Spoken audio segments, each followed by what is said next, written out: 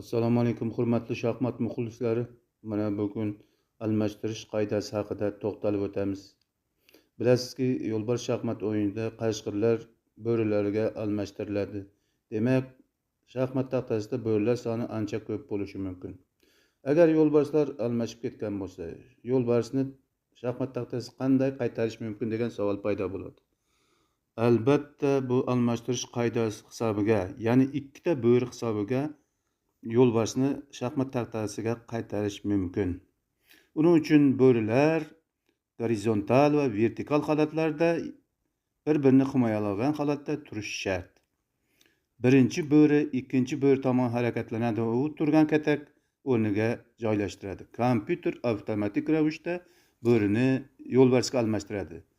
Agar o'yin jonli bo'layotgan bo'lsa, unda taxtadan birinchi bo'ri olib tashlanadi, ikkinchi bo'ri turgan katak o'rniga yo'lbars qo'yiladi.